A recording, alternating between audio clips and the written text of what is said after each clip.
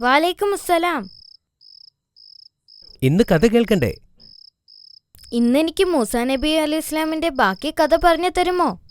തീർച്ചയായും മൂസാ നബി അലൈഹിസ്സലാമിന്റെ ബാക്കി കഥ ഞാൻ നിനക്ക് പറഞ്ഞു തരാം. ഇന്നലെ നമ്മൾ എവിടെയാണ് പറഞ്ഞു നിർത്തിയത്?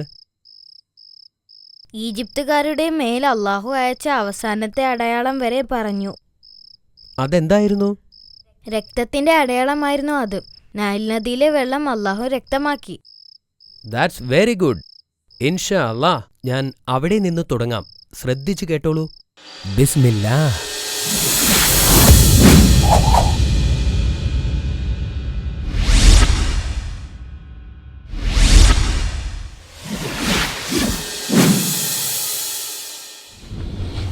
അള്ളാഹുവിൽ നിന്നുള്ള ശിക്ഷയുടെ സമയത്തൊഴികെ ഈജിപ്തുകാർ അള്ളാഹുവിനെ വിശ്വസിക്കാൻ വിസമ്മതിച്ചു.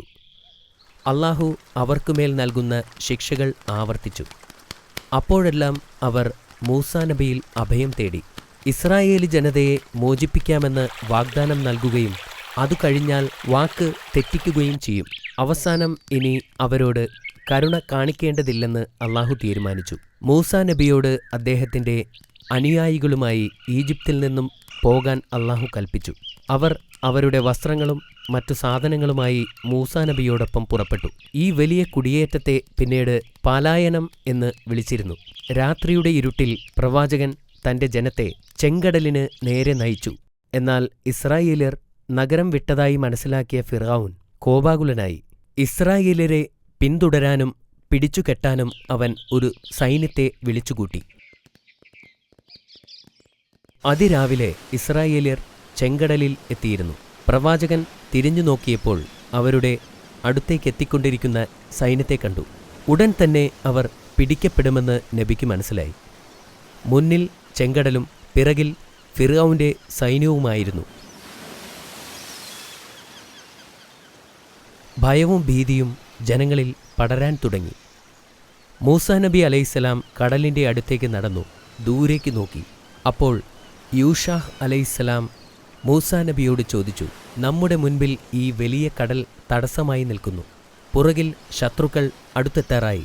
തീർച്ചയായും മരണം ഒഴിവാക്കാനാവില്ല. എന്നാൽ പ്രവാചകൻ പരിഭ്രാന്തനായില്ല. അദ്ദേഹം നിശബ്ദനായി. ഇസ്രായേൽ ജനതയെ മോചിപ്പിക്കാമെന്ന തൻ്റെ വാഗ്ദാനത്തിൽ ഉറച്ച് അള്ളാഹുവിൻ്റെ കൽപ്പനയ്ക്കായി അദ്ദേഹം കാത്തുനിന്നു. പ്രവാചകന്റെ വടികൊണ്ട് കടലിലടിക്കാൻ അള്ളാഹുവിൻ്റെ കൽപ്പന വന്നു. മൂസാ നബി അള്ളാഹുവിൻ്റെ കൽപ്പന പോലെ ചെയ്തു. ഉടൻ ശക്തമായ കാറ്റ് വീശുകയും കടലിൽ തിരമാലകൾ ഉയരുകയും ചെയ്തു. പെട്ടെന്നാണ് ആ അത്ഭുതം സംഭവിച്ചത്. കടൽ രണ്ടായി മാറുകയും ജനങ്ങൾക്ക് നടക്കാനുള്ള വഴിയുണ്ടാവുകയും ചെയ്തു.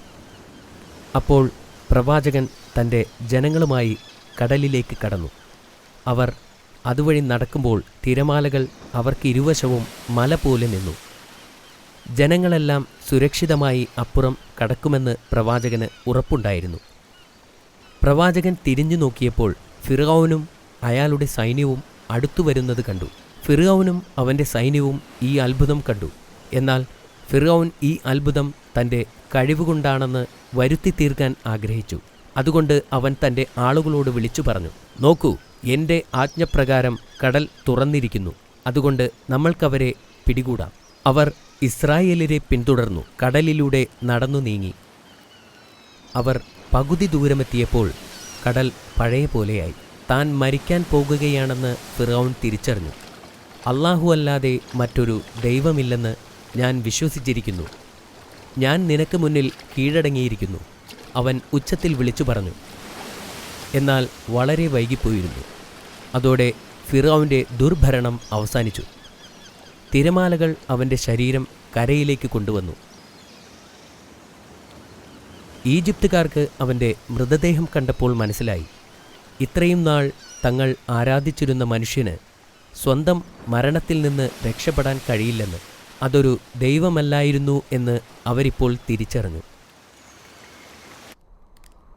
അള്ളാഹു ഇസ്രായേൽ ജനതയോട് കരുണ കാണിക്കുകയും അവരെ സുരക്ഷിതമായി ഈജിപ്തിൽ നിന്ന് പുറത്തെത്തിക്കുകയും ചെയ്തു. മരുഭൂമിയിലൂടെ കുറച്ച് ദിവസം നടന്നപ്പോൾ അവർക്ക് ദാഹിക്കാൻ തുടങ്ങി.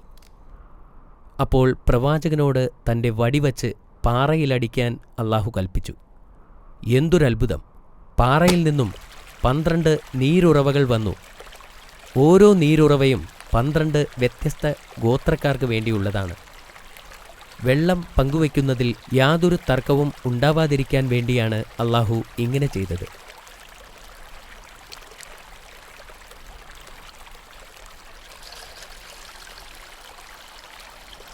സൂര്യൻ്റെ ചൂടിൽ നിന്നും അവരെ രക്ഷിക്കാൻ അല്ലാഹു മേഘങ്ങളെ അയച്ചു. അവർക്ക് വിശന്നപ്പോൾ മന്ന എന്ന പ്രത്യേക സ്വാദിഷ്ടമായ ഭക്ഷണം അല്ലാഹു അവർക്കെത്തിച്ചു.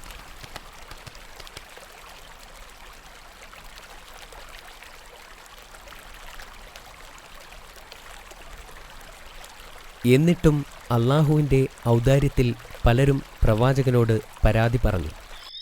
മൂസാ നബി ജനങ്ങളെ ശകാരിക്കുകയും അടിമത്വത്തിൽ നിന്ന് ഇപ്പോൾ മോചിപ്പിക്കപ്പെട്ടിട്ടേയുള്ളൂ എന്ന് ഓർമ്മിപ്പിക്കുകയും ചെയ്തു. അതിൽ സന്തോഷിക്കാനും അല്ലാഹുവിൻ്റെ ഔദാര്യത്തിന് നന്ദി പറയാനും ആവശ്യപ്പെട്ടു. ഇസ്രായേല്യർ മന്ന ഭക്ഷണം കഴിച്ച് മടുക്കുകയും യാത്ര ചെയ്ത് ക്ഷീണിക്കുകയും ചെയ്തിരുന്നു. യഥാർത്ഥത്തിൽ കനാൻ എന്നു പേരുള്ള ഒരു സ്ഥലമുണ്ടോ എന്ന് അവർ അത്ഭുതപ്പെട്ടു. എവിടേക്കാണ് പോകേണ്ടത് എന്നറിയാതെ ജനങ്ങൾ ദിവസങ്ങളോളം മരുഭൂമിയിലൂടെ സഞ്ചരിച്ചു. ഒടുവിലവർ സീനായിൽ പ്രവേശിച്ചു. ഈജിപ്തിലേക്ക് പോകുന്നതിന് മുമ്പ് ദൈവത്തോട് സംസാരിച്ച സ്ഥലമായിരുന്നു ഇതെന്ന് നബിക്ക് മനസ്സിലായി.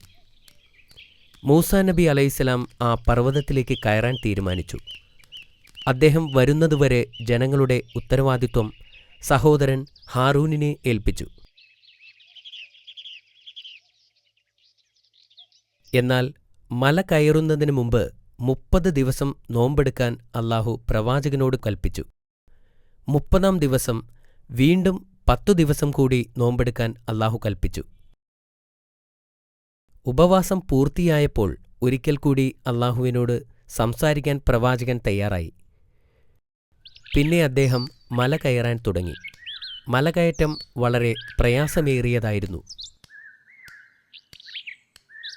അദ്ദേഹം മലമുകളിലെത്തിയപ്പോൾ അല്ലാഹു അദ്ദേഹത്തിന് 2 ചെറുഗ്രന്ഥങ്ങൾ കൊടുത്തു. ഇസ്രായേലരെ ഭരിക്കാനുള്ള പ്രത്യേക നിയമങ്ങൾ എഴുതപ്പെട്ടതായിരുന്നു അത്.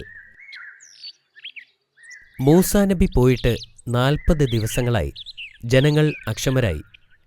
അവർക്കിടയിൽ നിന്നും സമീരി എന്നു പേരുള്ള തിന്മയിലേക്ക് കൂടുതൽ ചായ്വുള്ള ഒരാൾ വന്നു.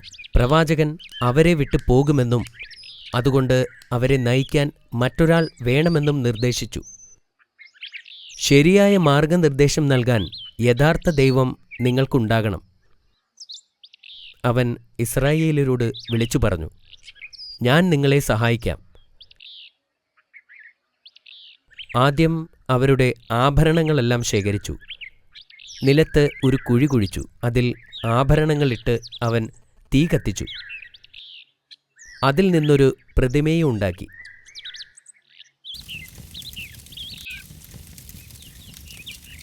ദൈവത്തെ ഉണ്ടാക്കുന്നതിൽ അവൻ വിജയിച്ചു. പ്രവാചകന്റെ സഹോദരൻ ജനങ്ങളോടൊപ്പം നിൽക്കാൻ ഭയപ്പെട്ടു. എന്നാൽ വിഗ്രഹത്തെ കണ്ടപ്പോൾ അദ്ദേഹം വിളിച്ചു പറഞ്ഞു, നിങ്ങൾ ഗുരുതരമായ പാപമാണ് ചെയ്യുന്നത്.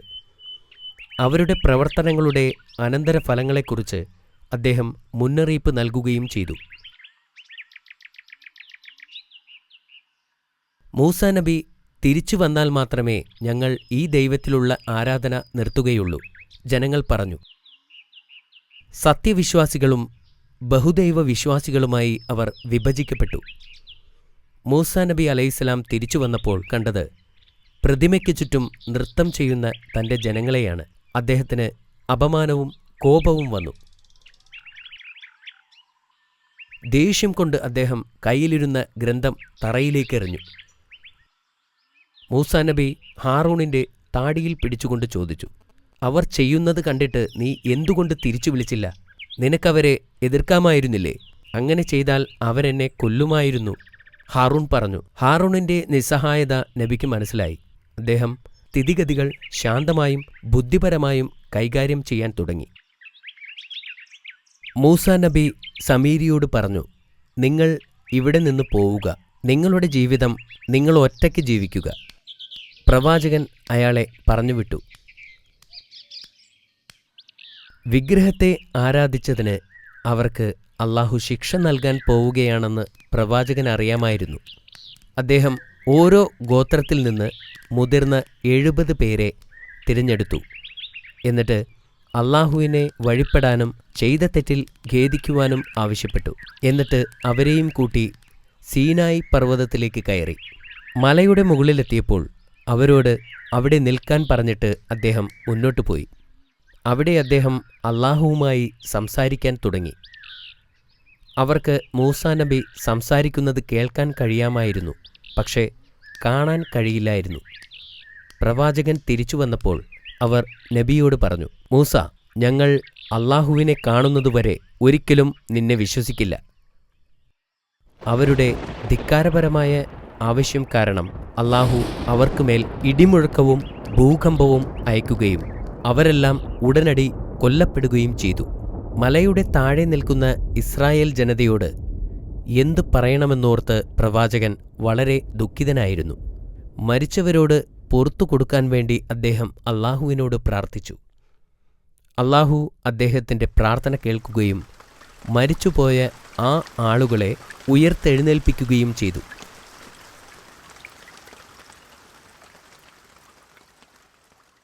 ഇസ്രായേല്യർ വളരെ കാലം മരുഭൂമിയിലൂടെ അലഞ്ഞു നടന്നു. പ്രവാചകൻ തൻ്റെ ജനതയുടെ അജ്ഞത മൂലം വളരെ കഷ്ടപ്പെട്ടിരുന്നു. ഇസ്രായേൽ ജനത്തിനു വേണ്ടി അദ്ദേഹം സകലതും സഹിച്ചു. അവർ ചെയ്ത പാപങ്ങൾ കാരണം വാഗ്ദത്ത ഭൂമിയിലേക്ക് അള്ളാഹു അവരെ ഒരിക്കലും എത്തിച്ചില്ല. മരുഭൂമിയിലെ അലച്ചിലിനിടയിൽ കുറച്ചു വർഷങ്ങൾ കഴിഞ്ഞ് ഹാറൂൺ നബി അലൈഹിസ്സലാം വഫാത്തായി. മൂസാ നബിയുടെ മരണസമയമെത്തിയപ്പോൾ അള്ളാഹു മലക്കിനെ പ്രവാചകന്റെ അടുത്തേക്ക് അയച്ചു. മലക്ക് നബിയുടെ അടുത്തെത്തിയപ്പോൾ അദ്ദേഹം വിസമ്മതിച്ചു.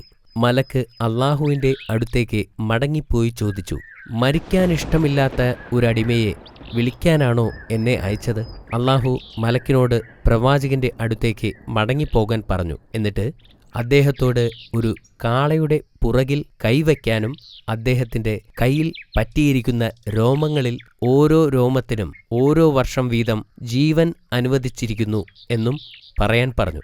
മലക്ക് നബിയുടെ അടുത്തു ചെന്ന് അള്ളാഹുവിൻ്റെ സന്ദേശം അറിയിച്ചു. അതിനുശേഷം എന്തു സംഭവിക്കും? പ്രവാചകൻ ചോദിച്ചു. മരണം, മലക്ക് പറഞ്ഞു. എന്നാൽ അതിപ്പോൾ തന്നെ ആവട്ടെ, അദ്ദേഹം മറുപടി പറഞ്ഞു. പുണ്യഭൂമിക്ക് അടുത്തുവച്ച് മരിക്കാൻ അനുവദിക്കണമെന്ന് പ്രവാചകൻ അള്ളാഹുവിനോട് അപേക്ഷിച്ചു. അള്ളാഹു അദ്ദേഹത്തിൻ്റെ ആവശ്യം അംഗീകരിച്ചു. ഇതിനുശേഷം കുറച്ചു കഴിഞ്ഞ് അദ്ദേഹം വഫാത്തായി. അള്ളാഹുവിനോട് നേരിട്ട് സംസാരിച്ച പ്രവാചകനായിരുന്നു മൂസാ നബി അലൈഹിസ്സലാം.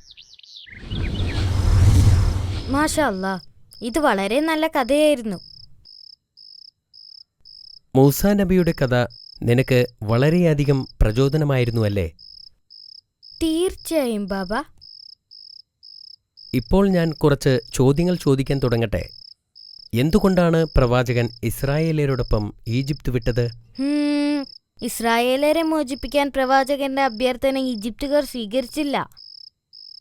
അതുകൊണ്ടാണ് മൂസാ നബി അലൈഹി സ്വലാമിന് ഈജിപ്റ്റ് വിട്ട് പോകേണ്ടി വന്നത്. ഫിർഔൻ മരിച്ചതെങ്ങനെയാണ്? പ്രവാചകരും ഇസ്രായേലർക്കും വേണ്ടി അള്ളാഹു ചെങ്കടലിനെ രണ്ടാക്കി പിരിക്കുകയും അതിലൂടെ ഫിർഔൻ വന്നപ്പോൾ കടൽ പൂർവ്വസ്ഥിതിയിലാവുകയും ഫിർഔൻ മരിക്കുകയും ചെയ്തു. അള്ളാഹു പ്രവാചകന് നൽകിയ ചെറുഗ്രന്ഥത്തിൽ എഴുതിയിരുന്നത് എന്താണ്? ഈയുത്തരം എനിക്കറിയാം. ഇസ്രായേലരെ ഭരിക്കാനുള്ള പ്രത്യേക നിയമങ്ങൾ എഴുതിയ ഗ്രന്ഥങ്ങളായിരുന്നു അത്. മാഷാ അല്ലാ, that was the right answer. ഇന്നത്തേക്ക് നമുക്ക് ഇത്രയും മതി. നാളെ മറ്റൊരു പ്രവാചകന്റെ കഥ പറഞ്ഞു തരാം.